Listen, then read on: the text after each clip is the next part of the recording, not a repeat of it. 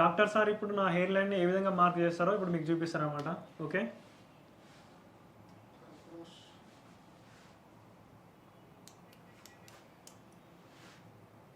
సర్జరీకి ముందు ఈ హెయిర్ లైన్ డిజైన్ చేసేటప్పుడు డాక్టర్లు ఉపయోగించే ఈ లేజర్ ట్రీట్మెంట్ అనేది చాలా అడ్వాన్స్డ్ టెక్నాలజీ అనమాట. ఈ లేజర్ మిషన్ ని మన ఫేస్ పై ఉంచగానే అది మన ఫేస్ కి ఇంకా మన ఏజ్ కి తగ్గట్టు అది ఒక మార్కును చూపిస్తుంది. డాక్టర్లు ఆ మార్క్ సాయంతో మనకి హెయిర్ లైన్ డిజైన్ చేస్తారు. ఈ హెయిర్ లైన్ డిజైన్ లో డాక్టర్లు ముఖ్యంగా పరిగణలోకి తీసుకునేది ఏంటంటే మన ఏజ్ ఇంకా మన ఫేస్ కి తగ్గట్టు వాళ్ళు హెయిర్ లైన్ ని చాలా మంచిగా డిజైన్ చేస్తారు.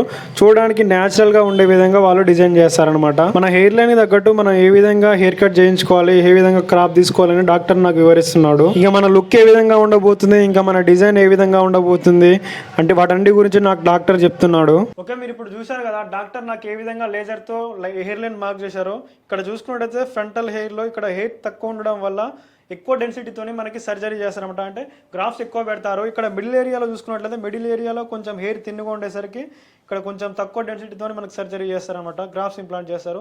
సో ఇక్కడ సైడ్ టెంపుల్స్ కూడా చూసుకున్నట్లయితే ఈ టెంపుల్స్ హెయిర్ లైన్ అనేది పూర్తిగా మన ఏజ్కి అండ్ మన ఫేస్కి తగ్గట్టుగా సార్ వాళ్ళు మనకి మార్కింగ్ చేశారనమాట.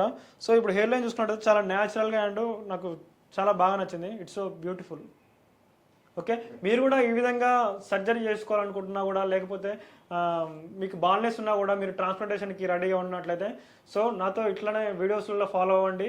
మనం అందరం కలిసి బాల్నెస్ని తరిమి కొడదాం. ఓకే ఫ్రెండ్స్, ఇప్పుడు నా నెక్స్ట్ ప్రొసీజర్లో వచ్చేసి మన హెయిర్ని కట్ చేస్తారనమాట. ఇప్పుడు మనకు మార్కింగ్ చేశారు కదా, ఆ హెయిర్ని అంతా కట్ చేసి మనకి తర్వాతకి ట్రాన్స్ప్లాంటేషన్కి రెడీ చేస్తారనమాట. So let's start.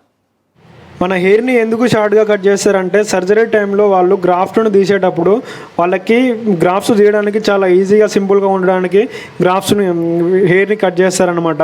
ఒకవేళ హెయిర్ పెద్దగా ఉన్నట్లయితే వాళ్ళకి గ్రాఫ్ట్స్ తీయడం చాలా కష్టం అవుతుంది. సో అందుకే ఈ హెయిర్ని కట్ చేస్తారు.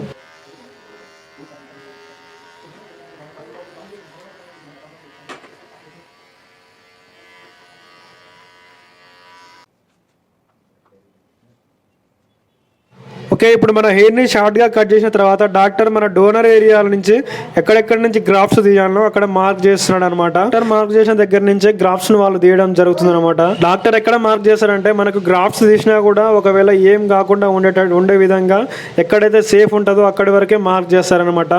అందుకే ఓన్లీ డాక్టర్ మార్క్ చేసిన ఏరియా నుంచి మాత్రమే గ్రాఫ్ట్స్ తీస్తారనమాట. డాక్టర్ డోనర్ ఏరియాని మార్క్ చేసిన తర్వాత వాటన్నింటినీ 6 పార్ట్స్గా డివైడ్ చేస్తారనమాట. ఈ 6 పార్ట్స్గా ఎందుకు డివైడ్ చేస్తారంటే ఆ 6 పార్ట్స్లలో సెషన్ వైజ్గా సర్జరీ జరుగుతుంది కాబట్టి 6 పార్ట్స్గా డివైడ్ చేస్తారనమాట. ఆ డివైడ్ చేసిన పార్ట్లన్నింటినీ సెషన్ వైజ్గా సర్జరీ జరుగుతుంది.